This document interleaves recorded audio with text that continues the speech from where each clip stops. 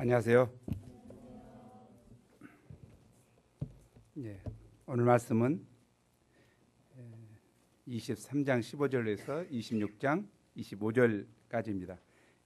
24장 6절 말씀 함께 읽죠. 시작. 자기 사람들에게 이르되 내가 손을 들어 여호와의 기름 부음을 받은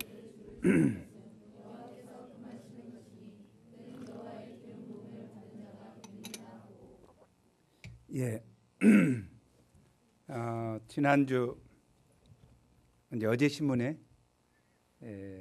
학구기업에서 조사한 대학생들의 그 기독교인의 수 17.2% 정도 된다고 했습니다. 어떤 사람은 5 내지 6%라고 생각했는데 기대보다 많다. 그러나 대부분의 신자와 불신자들이 취업과 또 전공에 바빠서 힘없이 살아가고 있는 모습이 어제 되었고, 또 그들이 거부감을 갖는 것 중에 많은 것이 기독교인의 지도자들이 또 대형교회 목사님들이 부정, 부패, 또 비리 이런 것들 때문에 거부감 때문이다. 그런 이야기가 있었습니다. 또 방법은 결국은 제자 양성이 키다. 왜 그러냐면 신자가 17.2%지만 실제로 그들 가운데 영향력을 끼치는 자가 없다는 거죠. 신자와 불신자가 구별되는 자가 없다는 거죠. 캠퍼스에. 그거로 인해서 실질적으로 비신자들이 이 예수님을 알고자 하는 마음으로 가지 않는다는. 그래서 신자들의 제자 양성화가 문제 해결이다. 그렇게 학부기업 모든 사람들이 이야기를 했고, 또 하나는 이미지 쇄신을 위한 노력. 그래서 신자들이 내면성이 있어서 영향력이 끼치는 교회 또는 신자들이 되어야 기독교 수용력을 높일 수 있다. 그런 이야기가 있었습니다. 저는 개인적으로 신자들의 영향력, 왜 신자와 불신자가 구별이 안 될까? 이것이 우리 신자들에게 큰 문제고, 우리가 구별된 하나님의 사람들이 돼야 된다는 것에 문제의식을 갖게 됐습니다. 그런데 오늘 그렇게 힘들고 어려운 쫓겨다니는 상황에서도 하나님의 사람의 모습을 드러낸 다윗은 우리에게 모범이 되는 것 같습니다. 오늘 말씀을 통해서 하나님을 경외하는 믿음이 무엇인가? 우리는 하나님을 믿고 살고 있지요. 그런데 하나님을 경외하는 믿음은 과연 어떤 믿음일까? 생각하는 시간이 됐으면 좋겠습니다. 그리고 오늘날 우리에게 왜 이런 믿음이 꼭 필요한가? 좀 생각하는 시간이 되고 우리가 심령으로 결단을 해야 되겠습니다. 하나님은 살아 계십니다. 하나님은 우리와 함께 하십니다. 신자들을 붙드시고 계십니다. 그러나 살아계신 하나님 앞에 신자이면서도 살지 못하는 안타까운 현실은 정말 오늘 사울의 모습인 것 같습니다. 사울은 하나님이 살아계신 것을 알았지만 하나님 앞에 살지 못했습니다. 그는 자기 감정대로, 자기 멋대로 살다가 결국 멸망의 길을 가게 되는 것을 보게 됩니다. 우리는 신자로서 사울의 길을 갈 수도 있고 다윗의 길을 갈 수도 있습니다. 오늘 우리 말씀을 통해서 우리 모두가 하나님을 경외함으로 다윗의 길을 갈 수 있기를 간절히 기도합니다. 다윗이 사울을 피하여 광야 숲풀에도 있었습니다. 23장 15절이죠. 광야 요새도 유하였습니다. 어느 날 다윗이 광야 숲풀에 숨어 있을 때였습니다. 이때 요나단이 공경 가운데 있는 친구를 돕기 위해 목숨의 위험을 무릅쓰고 궁중에서 광야 숲풀에 있는 다윗을 신방했습니다. 그리고 그에게 하나님을 힘있게 의지하게 하였습니다. 다윗은 사울에게 쫓기면서 마음에 두려움이 생겨 믿음이 약해지기 쉬웠습니다. 이런 때 인간적인 위로나 동정은 전혀 힘이 되지 못하고 오히려 믿음을 약화시키고 영적으로 못 쓰게 합니다. 요나단은 하나님만이 다윗을 진정으로 위로하고 힘줄 수 있음을 깨닫고 하나님을 힘있게 의지하도록 도왔습니다. 어떻게 말했습니까?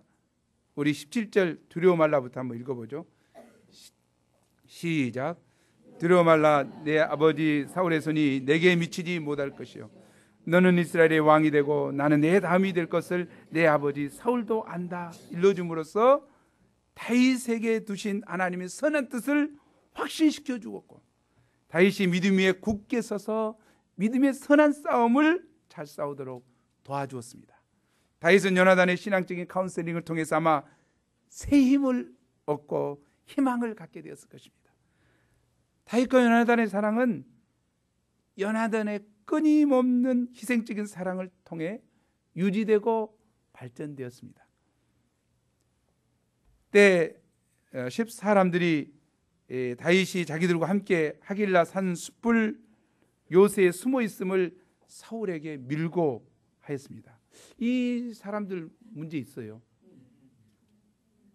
10사람이 그랬는가 모르겠는데 10사람들은 다윗과 같이 유다지파들이기 때문에 같은 유다지파예요. 그렇기 때문에 다윗이 아마 믿고 유다지파로 갔을 것 같아요.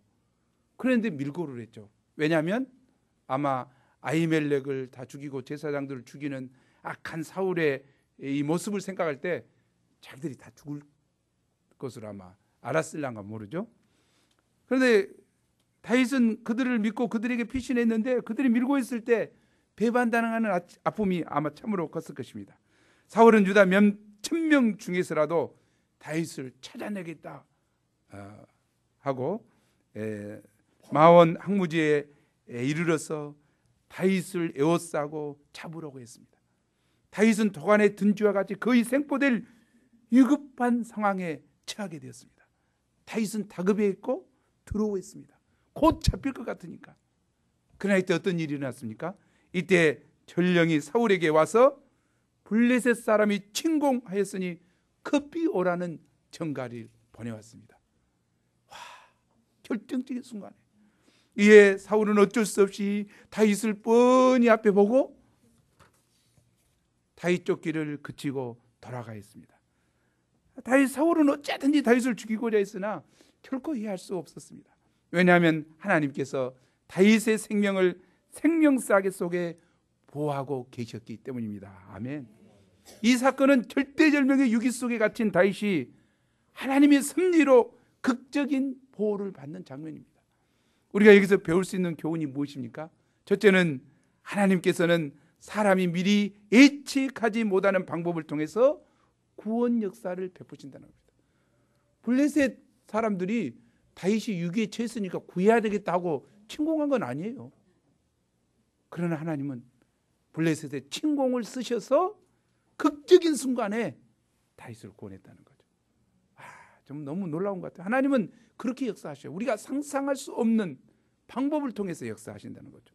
두 번째는 하나님께서는 당신을 신뢰하는 자를 결코 버리시지 않는다는 것입니다. 다윗은 극한 상황에 처했어도 계속해서 하나님께 기도하며 그를 신뢰함으로써 마침내 하나님의 구원을 체험하게 된 거예요. 다윗의 훌륭한 점이 무엇입니까? 그렇게 환난을 당하고 힘들고 이래도 결코 하나님을 원망하지 않았어요. 왜 하나님 나를 이렇게 고난을 주십니까? 하나님 하지 않았어요. 오히려 하나님께 구원을 아뢰고 그분만이 나의 산성이시고 방패시고 그분만이 나의 모든 것임을 아뢰었습니다. 이 참 훌륭한 점이라고 생각해요. 그래서 하나님을 신뢰함으로 마침내 하나님의 구원을 체험한 것입니다. 이것은 바로 메사의 하나님의 주권과 통치를 인정하는 신앙인의 승리입니다. 하나님께서 사랑하시고 함께 하시는 자는 어느 누구도 결코 그 생명을 해할 수 없습니다. 사울은 블레셋 사람들을 쫓다가 돌아와서 다윗이 엔게디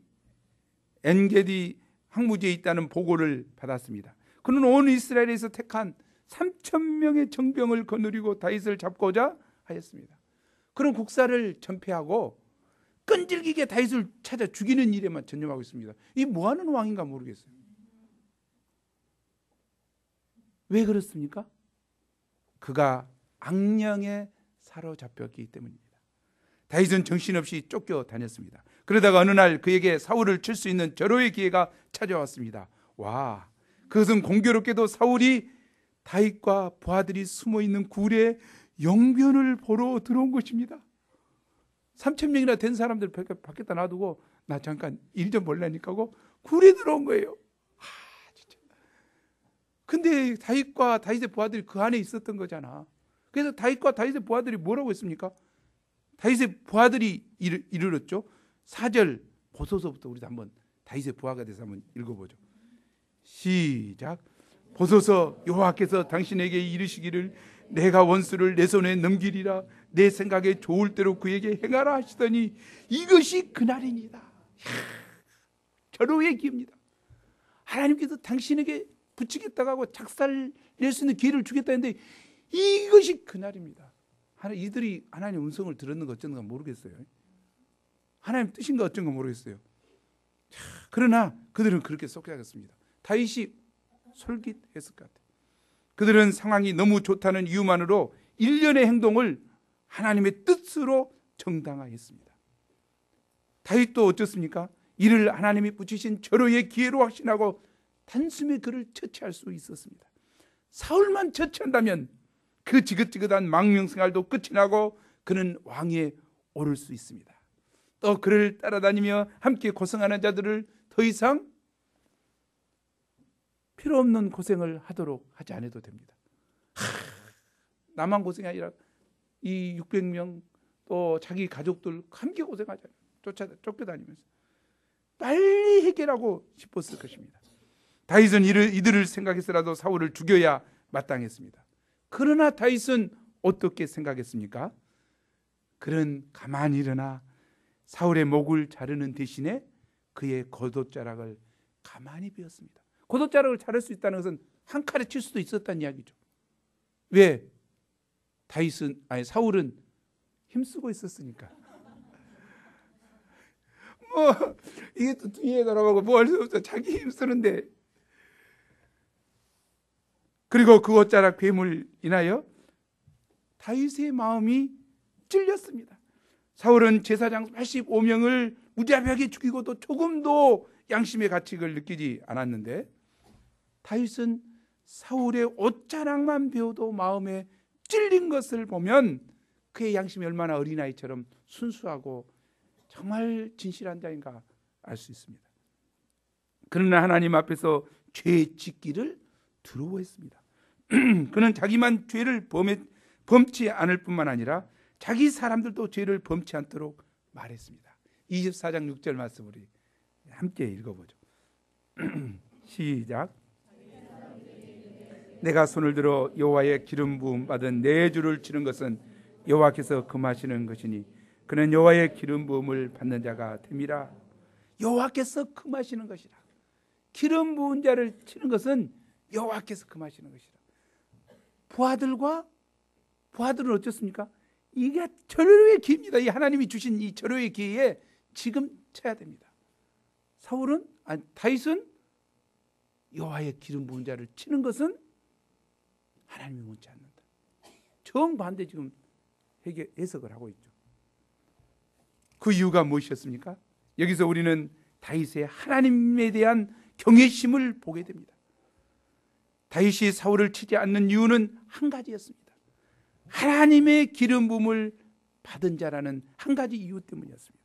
다윗은 하나님을 경외했습니다. 그래서 하나님께서 기름 부은 자에 대해서도 존경심을 가졌습니다. 사울은 다윗을 죽이려고 했지만 다윗은 사울에 대해 조금도 악감정을 품지 아니했습니다. 그는 오히려 원수인 사울을 사랑했습니다. 그는 사울을 부를 때 내 주여, 나의 아버지여 라고 존경심을 가지고 불렀습니다. 그는 자신도 기름 부음을 받은 자라는 사실을 조금도 내세우지 아니하고 사울에 대한 존경심을 가지고 영적 질서를 지켰습니다. 하나님께서 이미 사울을 버리셨는데도 그런 많은 희생과 아픔을 감당하면서 이 영적 질서를 철저히 지켰습니다. 부하들이 볼 때 어떤 면에서 답답할 정도로 멍청하게, 어리석게, 우직하게 영적 질서를 지키고 있는 다윗을 볼 때 여러 가지 생각을 하게 됩니다. 그가 이렇게 할 수 있었던 것은 하나님께서 재판장이 되사 모든 것을 판단해 주실 것을 믿었기 때문입니다. 아멘. 하나님을 믿었어요. 그는 만일 자기가 사울을 죽인다면 악은 악인에게서 난다는 속담대로 자신이 사울과 똑같이 악인이 되어버린다는 사실을 잘 알았습니다. 악의 문제를 어떻게 해결하는가 하는 것은 매우 중요합니다. 악을 인간적인 방법으로 해결하면 쉽게 또 빨리 문제를 해결할 수 있을지 모릅니다. 그러나 근본적으로 해결되지 않습니다. 악은 악을 부르게 되어 악순환이 되어버립니다. 그러나 악을 하나님의 방법으로 해결하면 느리고 힘들지만, 참 느려요. 하나님의 방법은 어쩌면 느린지 모르겠어요. 느리고 힘들지만 근본적으로 악의 문제가 해결됩니다. 아멘. 아멘. 악은 결코 악으로 이길 수 없습니다. 교만은 겸손으로만이 이길 수 있고, 미움은 사랑으로만이 이길 수 있듯이 악은 선으로만 이길 수 있습니다. 아멘. 조금 우리하고는 차원이 좀 달라서, 우리는 악을 악으로 갚으려고 어떻게 예수이고 악한 것만 생각하고 있잖아요. 어떻게 한번 봐버릴까, 어떻게 한번 해볼까, 이것만 생각하고 있는 우리에게 이것 좀 읽기가 좀 그런 것 같아요. 그래도 한번 읽어보죠. 로마서 12장 17절에서 21절 조금 깁니다마는 인내심을 가지고 읽어보죠. 시작. 아무에게도 악을 악으로 갚지 말고 모든 사람 앞에서 선한 일을 도모하라. 할 수 있거든 너희로서는 모든 사람과 더불어 화목하라. 내 사랑하는 자들아, 내가 친히 원수를 갚지 말고 하나님의 진노하심에 맡기라. 기록되었으되 원수 갚는 것이 내게 있으니 내가 갚으리라고 주께서 말씀하시니라. 내 원수가 줄이거든 먹이고 목마르거든 마시게 하라. 그리함으로 내가 숯불을 그 머리에 쌓아 놓으리라. 악에게 치지 말고 선으로 악을 이기라. 아멘. 악으로, 이게 악을 갚지 않는 것이 아니죠. 그러죠? 악을 갚죠. 갚기는. 그러나 그것은 어떻게 갚습니까? 내가 내 손으로 이렇게 보복하고 갚는 것이 아니고 하나님께 맡긴 거죠. 왜? 심판하실 분은 하나님 한 분이시기 때문에 그분께 맡기고 우리는 기도하고 선을 행하고, 우리 선을 행할 때 우리는 어찌해야 되겠습니까? 병신 같은 놈 하고 그냥 선을 계속 이용해 먹기 쉬워요. 그러나 그래서는 곤란하죠. 나를 참아주고 나를 인내해주고 이렇게 하면 내 머리 위에 숯불이 쌓이구나 이렇게 살고 빨리 회가고 돌이켜야 돼. 우리가 그러지 못하기 쉬워요. 엉뚱하죠. 그러나 오늘 말씀은 아무에게도 악을 악으로 갚지 말고 모든 사람 앞에서 선한 일을 도모하고 선으로 악을 이기라. 너무 성숙한 것 같아요. 다윗은 바로 그런 사람이었죠. 다윗은 하나님께서 재판장이 되어 모든 것을 판단하실 것을 믿었습니다. 그리고 인내로 기다렸습니다. 그는 선으로 악을 이겼습니다. 그가 이렇게 할 수 있었던 것은 하나님의 절대 주권을 믿는 믿음이 있었기 때문입니다. 다윗은 자신이 왕이 되는 것에 조급해하지 않았습니다. 많은 사람들이 왕이 되는데 조급해해요. 그의 관심은 왕이 되는 것보다 하나님을 경외하고 하나님의 뜻을 섬기는 데 있었습니다. 아멘. 사울은 다윗의 의로운 행동에 감동되어 소리 높여 울었습니다. 그리고 다윗을 축복하고 그에게 왕이 되면 자기 후손을 끊지 말아달라고 부탁까지 합니다. 저는 다윗을 그냥 죽이려고 쫓아다니면서 어떻게 이 말이 나온가 모르겠어. 네가 왕이 될 것인데 너 왕 되면 우리 자손들은 끊지 마라. 정말 염치가 날로 찬란해져. 그럴지라도 다윗은 또 그렇게 약속을 합니다. 그러나 그는 그때뿐 계속해서 다윗을 죽이고자 했습니다. 하나님 앞에서 진실한 회개 없이 감동만 먹고 눈물만 흘리면 동일해집니다. 우리가 좀 회개에 대한 깊은 문제의식을 가져야 돼요. 사울과 같은 회개하지 말고 좀 죄의 꼴통이 뽑아지는 회개를 해야 할 것 같아요. 죄의 꼴통이 뽑아지고 돌이키고 새로워지는 회개가 돼야 돼요. 그러면 또 두드려 맞고 그래도 또 회개 안 해. 좀 뭐 하면 또 그냥 또 그 짓거리 또 하고 있어. 우리 이러기 쉬워요. 사울이 그럽니다. 또 죽이러 가요. 하나님 앞에서, 살아계신 하나님 앞에서, 거룩하신 하나님 앞에서 진실한 회개가 우리에게 필요합니다. 그럴 때 우리 삶이 변화되고 새로워진 것 같아요. 오늘날 교역자에 대한 성도들의 태도가 다윗이 사울을 대하듯 해야 하지 않느냐 하는 이것을 어떻게 해석해야 되는가 우리 말씀 공부하면서 사모님이 물었습니다. 제가 이걸 연구를 했어요. 그 사모님 말에 일리가 있다. 왜 오늘날의 많은 교회들이 이런 문제 가지고 문제를 하죠. 또 교역자들은 이것을 이용해서 하나님이 기름 부으신 자를 어떻게 대드냐 이렇게 하고, 또 그냥 또 성도들은 그런 것하고 상관없이 뭔 네가 언제 기름 부었어요? 속이 부숴볼까 뭐 이게 이런 생각하고 그냥 너무 무시한다 이 말이죠. 이건 상당히 좀 중요한 문제 같아요. 우리는 분명히 다윗의 이런 태도는 참으로 하나님으로부터 칭찬받을 만한 바른 것입니다. 그러나 하나님의 신적 권위에 의해서 선지자 사무엘을 통해서 기름 부음을 받은 사울 왕과 오늘날 교역자는 그 영적 위치와 신분에 있어서 현저한 차이가 있습니다. 구약 시대에 있어서 왕은 그야말로 기름 부음 받은 자였습니다. 하나님께서 왕에게 기름 부음 까닭은 그의 왕직이 신적 기원을 가졌음을 공인하는 데 있었습니다. 하나님께서는 이 왕을 통해 당신의 뜻을 세상에 펼치려고 하셨습니다. 따라서 구약의 왕은 하나님의 대리자였습니다. 뿐만 아니라 참된 메시아, 즉 만왕의 왕 예수 그리스도를 예표하는 그림자였습니다. 그런 점에서 구약의 왕에 대한 도전은 곧 하나님께 대한 도전 그 자체였습니다. 여기에 비해 신학교회의 교역자는 무엇입니까? 분명히 이들도 일반 회중과는 구별된 영적 신분을 갖습니다. 목사 임직 시의 안수행위는 교역자가 구별된 자임을 확증해주는 분명한 근거가 됩니다. 사울과 바나바를 따로 금식하면서 세우고 안수할 때 성령께서 임해서 그들을 세운 것처럼 특별한 의미가 있습니다.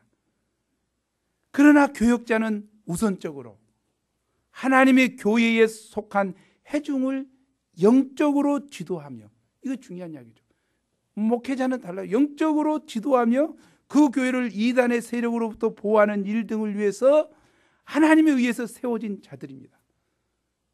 따라서 그 일의 성격상 구약시대 왕보다는 보다 높은 수준의 윤리가 요구됩니다. 영적으로 가르쳐야 되고 그들을 이단으로부터 지켜내야 높은 영적 도덕적 수준이 요구되는 거예요. 때문에 영적 도덕적으로 그러지 못하면 피난 맞는 건 어쩔 수 없는 일이에요. 당연히 성숙해야 되죠. 당연히 달라야 되죠.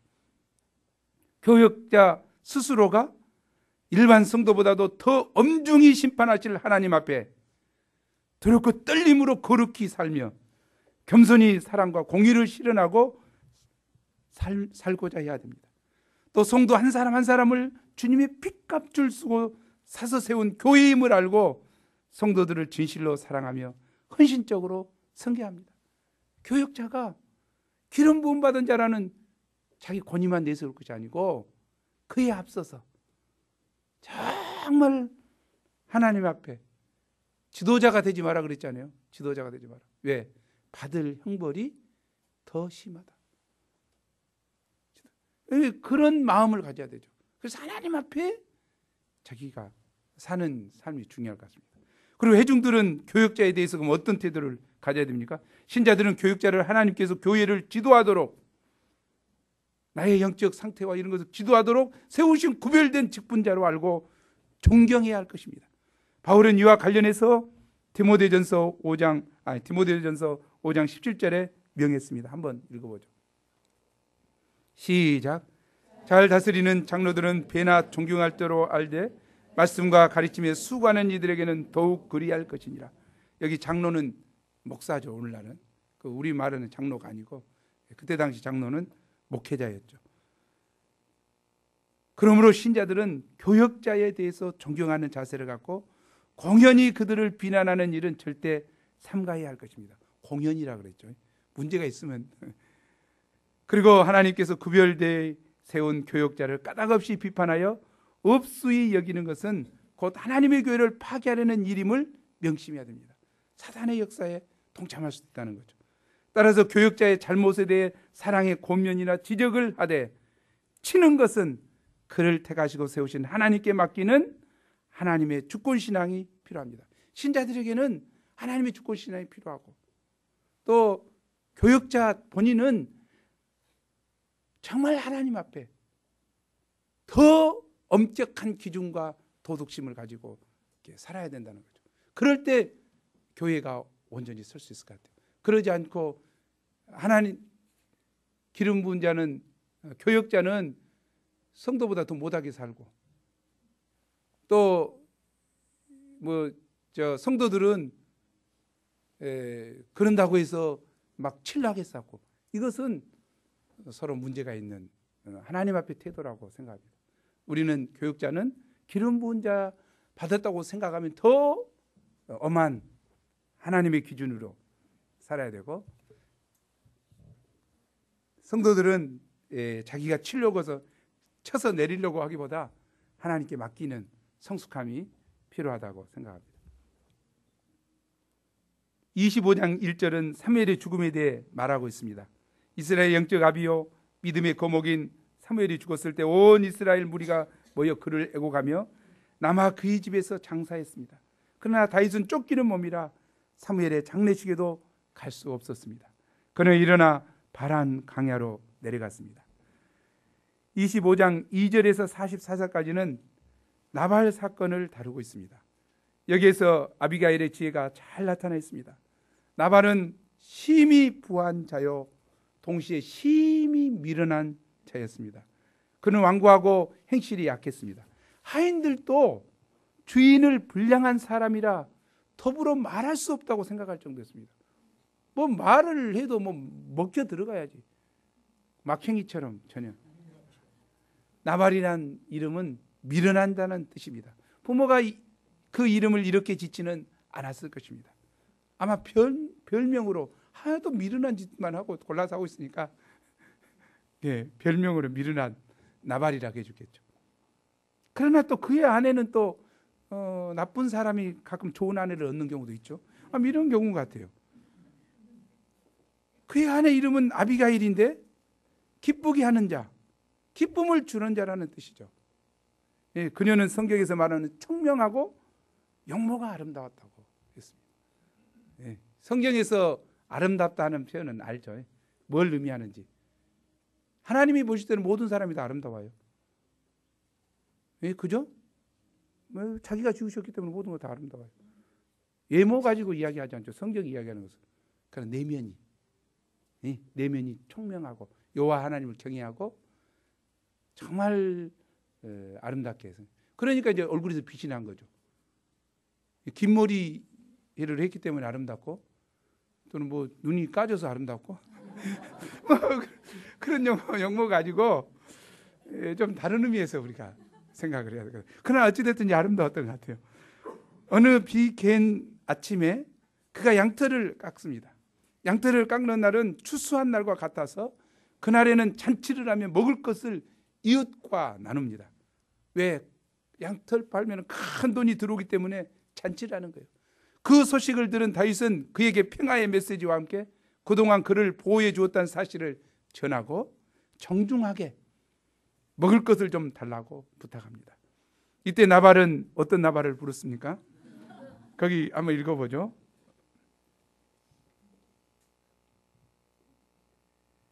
다윗이 누구냐?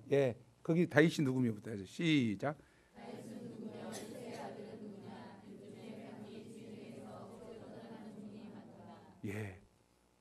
소문을 못 들었겠습니까? 그 유명한 사울은 천천히요, 다윗은 만만이라고 노래 부르며 얼마나 많은 이야기를 들었겠어요. 그런데 다윗은 누구며 이세 아들은 누구냐? 묘역을 했습니다. 그리고 더 한 번은 더 갔죠. 요즘에 각기 주인에게서 억지로 떠나는 종들이 많더라. 껄렁패들이 많다. 아니 껄렁패 취급을 하는 거야. 다윗이 이 소리를 듣고 화가 머리끝까지 났습니다. 당장에 칼을 차고 400명을 데리고 쫓아갑니다. 내일 아침까지 한 명도 남기지 않고 오늘 다 죽이리라. 그런데 이때 아비가일이 이 소식을 자기 종들에게 듣고 급히 많은 음식을 준비하며 다윗을 맞으러 갑니다. 그리고 아비가일은 다윗을 만나자마자 급히 그 앞에 엎드려 절하고 용서를 먼저 구합니다. 이 종양 같은 용서를 먼저 구하는 거. 근데 용서 구하기 참 어려워요. 용서를 구해야 돼요. 용서를 구한 거. 용서를 구하면 모든 화가 이렇게 내려앉잖아요. 잘못했다고 하는데 뭘 할까요?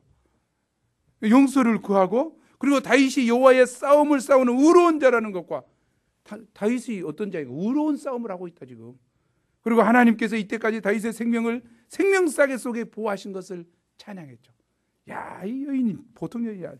뿐만 아니라 하나님께서 반드시 다윗을 이스라엘의 지도자로 세우실 것과 왕으로 세우실 것과, 그때 무지한 피를 흘렸다는 소문을 듣게 되면 이것이 무슨 누가 되냐 이 말이죠. 이 업적에 큰 오점을 남기게 될 것이다. 그래서 그러지 않도록 간곡히 권면합니다. 30절 31절이죠. 아비가일은 참으로 믿음이 있고 지혜로운 여성입니다. 대개 아내는 옆필 종부로서 남편이 잘못했다 할지라도 남편 편에 서서 변호하다가 같이 망하는 경우가 많습니다. 미련한 여인들의 대부분. 뻔히 남편이 잘못했는지 알면서도 남편 편에 서는 거야. 그러다 같이 망해. 그러나 아비가일은 남편 편에 서지 않고 하나님 편에 서서 이 일을 지혜롭게 처리했습니다. 딱 보니까 하나님 편에서 보니까 남편이 이거 잘못한 거야. 왜 남편 편에 서지 않았죠? 이는 그녀에게 하나님을 경외하는 믿음이 있었기 때문입니다. 하나님을 경외하는 믿음에서 지혜와 분별력과 센스가 생겨난 것입니다. 이러한 아비가일로 인해서 다윗은 격한 감정을 풀고 피를 흘리는 일을 범치 않을 수 있었습니다. 만일 이때 다윗이 감정적으로 행하여 피를 흘렸다면 그의 생애에 큰 오점을 남기게 되었을 것입니다. 자매님들은 형제들을 도울 때 아비가일과 같은 지혜를 주시도록 간구해야겠습니다. 내가 오늘 말씀 섬기면서 아비가일 이름 좋다. 이 이름 누구한테 줄까 고민하고 있습니다. 아비가일. 근데 이제 아비가일 이름 주면 뭐예요? 우리 남편은 나발이야? 그럴 것 같아서 진짜 내가 지금 고민하고 있어요. 그거 주려고 돼가지고. 그러나 이제 나발은 죽었습니다. 죽은 후에 다윗과 같은, 혹시 이름을 주더라도 나발로 남편을 생각한 거 아닙니다. 남편이 마음을 넓혀야 되겠습니다. 또한 형제들은 다윗과 같이 왕들을 가지고 자매들 말에 겸손히 귀 기울일 줄 알아야겠습니다. 대개 형제들은 유교적인 사고방법에 젖어 자매님들은 무조건 무시하고 말을 잘 듣지 않으려는 경향이 많습니다. 제가 어제 얘기했습니다. 저녁에 와가지고 자매 말을 잘 들어야 되는데, 또 미안하다는 말을 해야 되는데 오늘 아침부터 기회를 보다가 이 얘기를 못했는데 미안합니다. 우리가 그러기 쉬운 것 같아요. 또한 자존심과 권위의식 때문에 남의 말을 귀담아 듣지 않고 자기 주장만 고집하기 쉽습니다. 이런 자는 나발과 같은 자입니다. 다윗은 화가 극도로 난 가운데서도 감정을 억누르고 인내심을 가지고 아비가일의 말을 귀담아 들었습니다. 그런 자존심과 권위의식을 내버리고 겸손하게 여인의 말에 귀를 기울였습니다. 그리고 하나님 편에서 그녀의 말을 봤을 때 옳다는 것을 깨닫고 그녀의 말을 영접하고 아비가일을 보내신 하나님을 찬양했습니다. 한마디로 다윗은 왕들을 가지고 있었습니다. 이 참 중요한 것 같아요. 여인의 말이랄지라도 옳다고 생각하면 받아들이는 것. 하나님 편에서 볼 때 내 아내의 말이 옳으면, 평생의 유익이 되면, 힘들고 어려울지라도 영접하고 정말 돌이키고 따르는 것이 평생의 복이죠. 한마디로 나발은 다윗이 칼로 치지 않았지만 다음 날 아침에 이 사건을 듣고서 스스로 낙담하여 몸이 돌과 같이 되었다가, 현대 성경에는 이걸 심장마비라고 그랬어요. 심장마비하고 좀 안 맞는데 자기가 굳었어요. 그래 한 열흘 후에 하나님이 치심에 죽었습니다. 다윗은 믿음 있고 총명한 아비가일을 아내로 삼아 큰 위로와 힘을 얻었습니다. 너무 감사한 일인 것 같아요. 예, 참 우리가 여호와 하나님을 경외한 아비가일은 축복을 받는 것 같아요. 평생의 복을 받았어요. 우리가 여호와를 경외하는 여인들이 됩시다. 예, 아멘. 아멘을 속으로 한 사람은 뭐예요? 드러내놓고 하시면 좋겠습니다. 26장에서 다윗은 두 번째 사울을 칠 수 있는 기회를 만났습니다. 사울은 10사람의 제보를 받고 너희 나쁜 사람들 또 악력이 발동하여 다시 다윗을 찾으러 나섰습니다. 이 중요한 것 같아요. 사울이 통곡하고 울었어요. 그리고 이제 다시는 안 하겠다고 했어요. 누가 부채질했습니까? 10사람들이 부채질해요. 이 사단 이 새끼가 우리는 그러지 않기를 원하는데 꼭 유혹해. 이 새끼 정말 어떻게 죽여버려야 될지 모르겠는데 꼭 그런다니까. 그런데 또 이게 악령이 또 발동한다 이 말이야. 그러면 회개해야 되는데. 응? 다시 다윗을 찾으러 나서 다윗은 정탐꾼을 보내어 사울의 진을 정탐한 후에 그들이 깊이 잠들었을 때 아비새와 함께 아비새처럼 쫙 날라서 적진으로 들어갔습니다. 그리고 사뿐히 앉아서 이제 그를 보죠. 아비새는 하나님이 원수를 손에 붙이셨으므로 단번에 창을 찌르고자 했습니다. 이 창이 어디가 있었습니까? 이 사울의 창이죠. 사울이 잠을 자면서 자기 옆에다가 탁 창을 꽂아놓고 잤어요. 그러니까 그냥 아비새가 보고 다윗에게 두 번 찌를 것도 없습니다. 저 창으로 한 번만 제가 가서 찔러버릴게요. 그렇게 하니까 정말 다윗이 두 번째 기회인데 그러잖아요. 절호의 기회잖아요. 다윗이 이번에는 속아야 되는데 또 그러지 않죠. 우리 한번 9절에서 11절 말씀 읽어보죠. 죽이지 말라부터 한번 시작. 죽이지 말라. 누구든지 손을 들어 여호와의 기름 부음 받은 자를 치면 죄가 없겠느냐 하고, 다윗이 또 이르되 여호와께서 살아계심을 두고 맹세하노니 여호와께서 그를 치시리니 혹은 죽을 날이 이르거나 혹은 전장에 나가서 망하리라. 내가 손을 들어 여호와의 기름 부음 받은 자를 치는 것을 여호와께서 금하시나니 너는 그의 머리 곁에 있는 창과 물병만 가지고 가자 하고 말렸습니다. 이 참, 내가 손을 들어 여호와의 기름 부음 받은 자를 치는 것을 여호와께서 금하신다.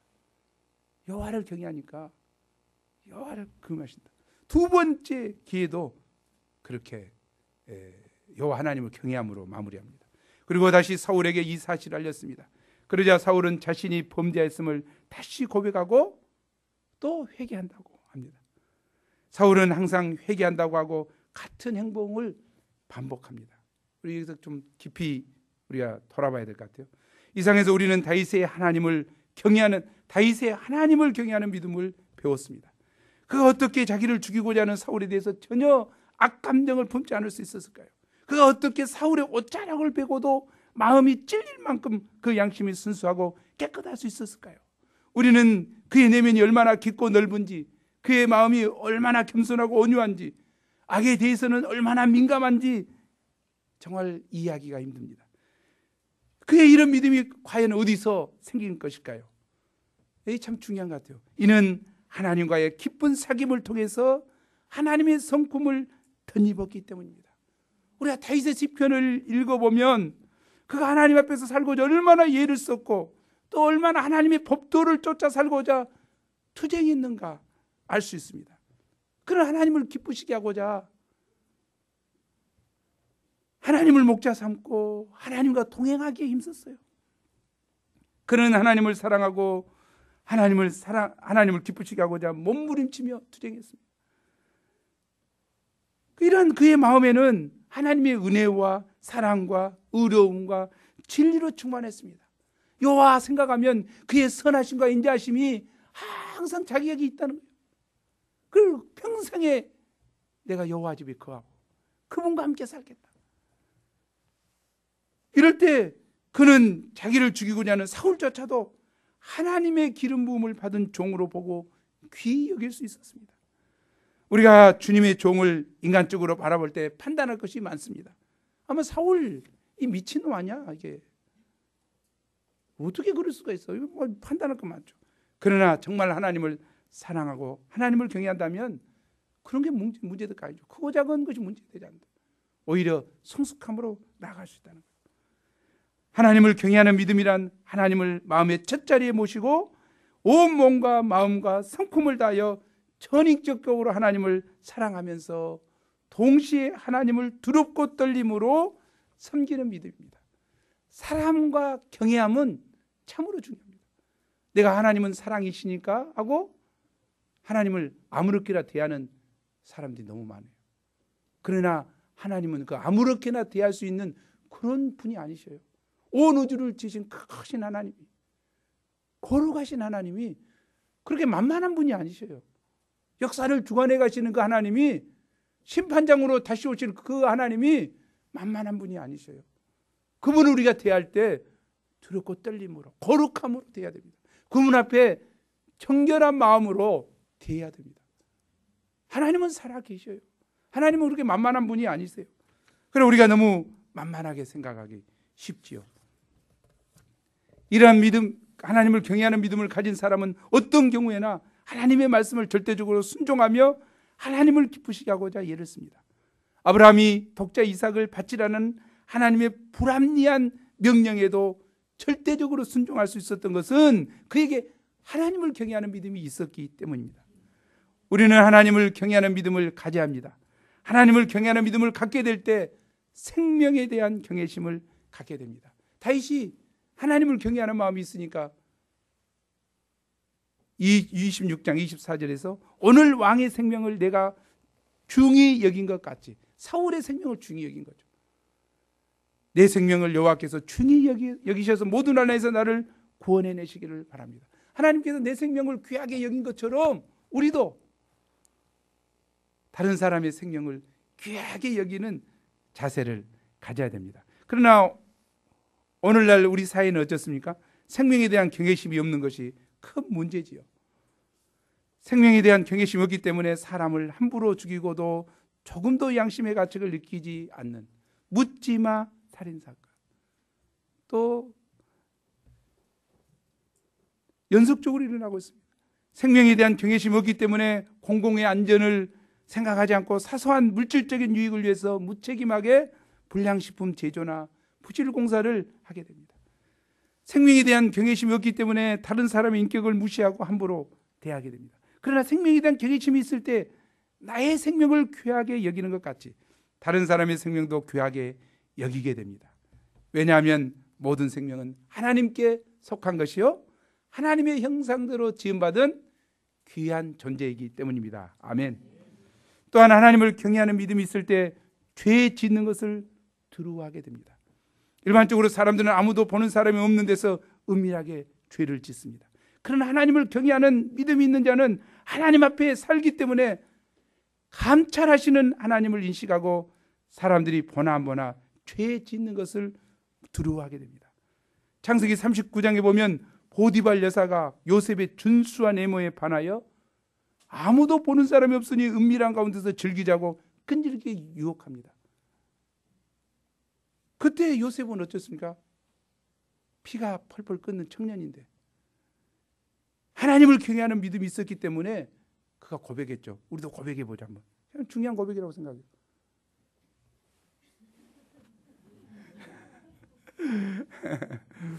짧은 말씀인데 고백하죠. 내가 어찌 이 큰 악을 행하여 하나님께 죄를 지으리까.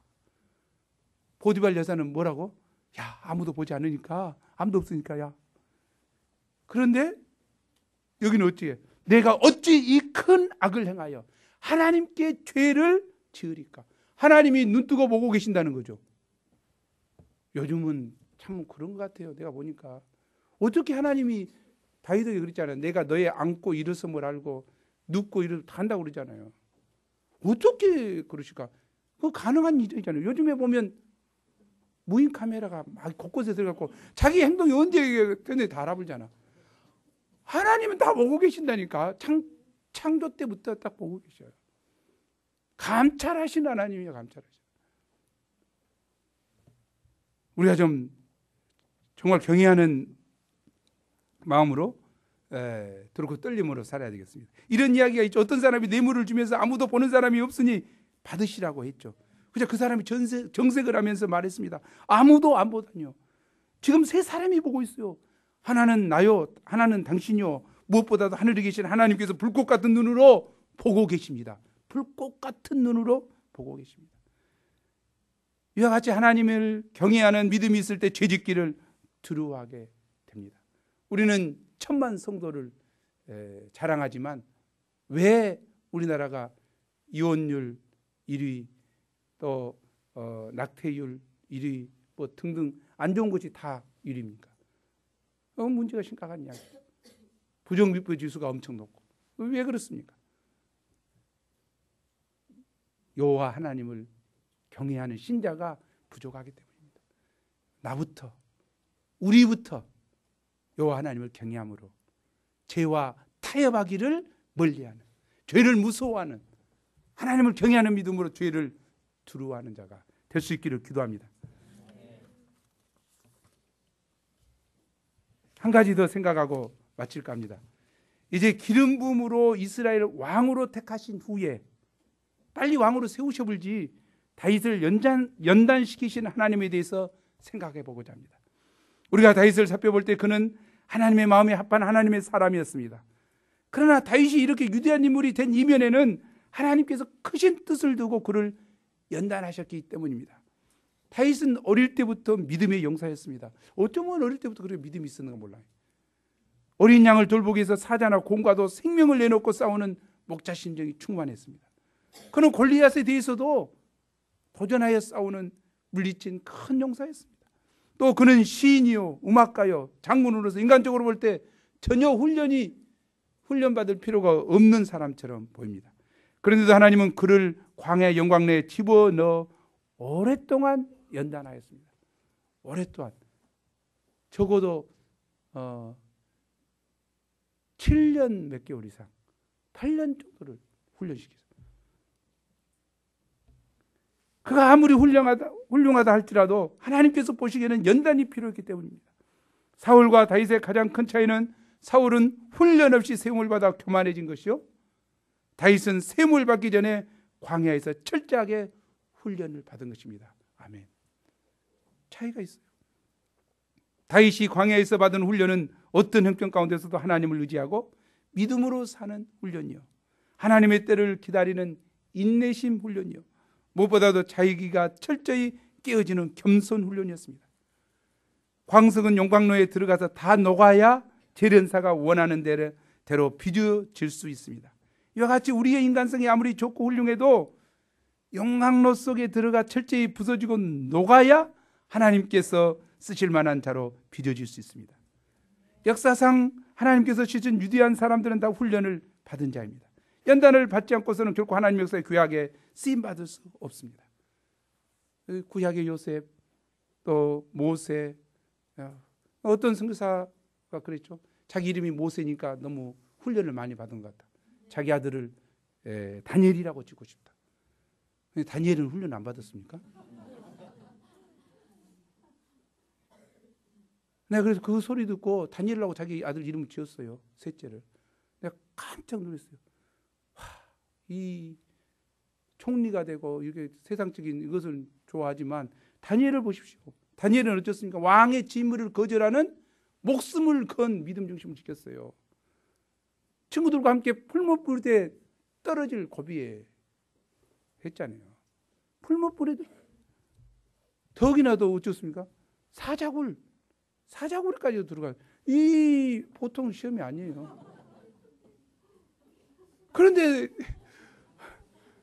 그러기 있다 말이에요. 연단은 받기 싫고 하나님께 유대하게는 쓰임 받고 싶은 것이 우리의 마음이죠. 아멘. 그렇게 됐으면 좋겠어요. 그래서 시편 기자는 이렇게 외쳤습니다. 없어요. 예, 고난 당하는 것이 내게 유익이라 이로 말미암아 내가 주의 율례를 배우게 되었나이다. 시편 기자는 시편 119편에서 언제 또 이거 시소네. 한번 읽어보죠 우리. 시작.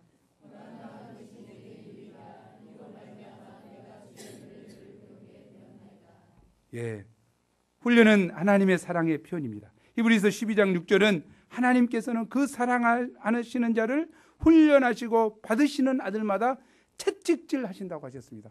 어떻게 이렇게 이야기할 수가 있어? 사랑하는 아들을 갖다 채찍질 하신다는 거예요. 채찍질. 만일 이 훈련, 징계가 없으면 사생자요 친아들이 아니라고 합니다. 하나님 우리를 진정 사랑하시기 때문에 사람 막대기와 인생 책찍으로 하나님의 쓰실 만한 사람이 될 수 있도록 연단하십니다. 그러므로 우리는 훈련을 받을 때 쓴뿌리를 품고 반발하거나 회피할 것이 결코 아닙니다. 연단하시는 하나님의 사랑을 감사하고 적극적으로 감당해야 합니다. 훈련은 그 당시에는 즐거워 보이지 않고 슬퍼 보이지만 후에 이를 잘 감당하는 자들에게는 우와 평강의 열매를 맺게 됩니다. 아멘. 히브리서 11장 한번 읽어보죠. 12장 11절 시작.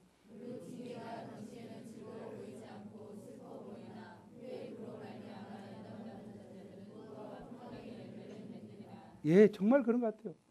당시에는 즐거워 보이지 않아요. 징계 좋아하는 사람 아무도 없어. 그 사람 징계 받아야 돼. 슬퍼 보이죠, 정말. 그러나 그 징계와 훈련을 통해서 연단받는 것이 중요해요. 연단받는다는 것은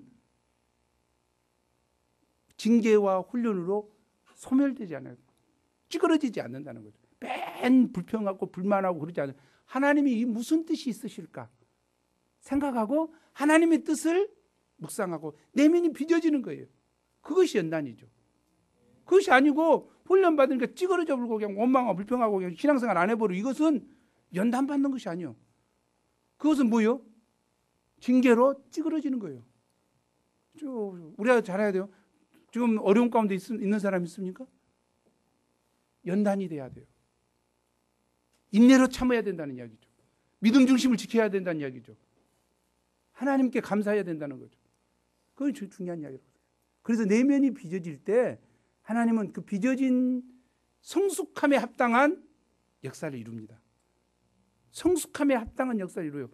그것이 부도 될 수 있고 그것이 사회적 지위도 될 수 있고 그것이 귀한 동역자가 될 수도 있고 그것이 여러 가지죠. 우리에게 연단받은 자에게 우와 평강의 열매를 주시는 이건 아름다운 일이라고 생각해요. 하나님은 다윗을 사랑하시기 때문에 당장의 왕으로 세우지지 않고 오랜 광야에서 강훈련을 시키셨습니다. 그 지긋지긋한 사울을 통해 연단하셨습니다. 이 하나님의 연단으로 말미암아 다윗은 하나님의 마음에 합한 성숙한 하나님의 사람으로 어떤 자라도 품고 섬길 수 있는 성숙한 자로 성장할 수 있었습니다. 우리 한 사람 한 사람을 사랑하사 하나님의 사람으로 연단하시는 하나님의 깊고 넓은 사랑을 찬송합니다. 아멘. 우리 함께 24장 6절 말씀 읽고 마치겠습니다. 시작. 자기 사람들에게 이르되 내가 손을 들어 여호와의 기름 부음을 받는 내 주를 치는 것은 여호와께서 금하시는 것이니 그는 하나님 아버지 이 시간 귀한 말씀을 주셔서 감사합니다. 다윗은 기름 부음을 받고 하나님의 택함을 받았습니다. 하지만 참으로 그를 당장의 왕으로 세우시지 않으시고 그를 연단하셔서 빚으셔서 아름답고 귀하게 쓰셨습니다. 하나님 특별히 사울에게 핍박을 당했지만 참으로 그를 죽일 수 있는 기회가 2번이나 왔었지만 그가 친히 손을 들어 그를 치지 않는 이유는 사울이 하나님의 기름 부은 자이심을 알았기 때문입니다. 하나님을 경외했던 다윗은 하나님이 기름 부어 세운 종을 직접 치지 않고 하나님께 맡겼습니다. 하나님의 간섭을 의지했습니다. 하나님 저희에게도 이런 하나님을 경외한 성숙한 믿음을 허락해 주십시오. 하나님을 경외함으로 생명을 귀하게 여기는 자들이 되게 하시고, 하나님을 경외함으로 죄 짓기를 두려워하는 성숙한 하나님의 사람이 되게 도와주십시오. 이 말씀이 이 한 주간 저희의 심령에 살아 역사하는 말씀 되게 도와주시옵소서. 성령님, 저희를 이 말씀으로 심령 깊이 인쳐 주옵소서. 감사합니다. 감사하고 예수님 이름으로 기도합니다.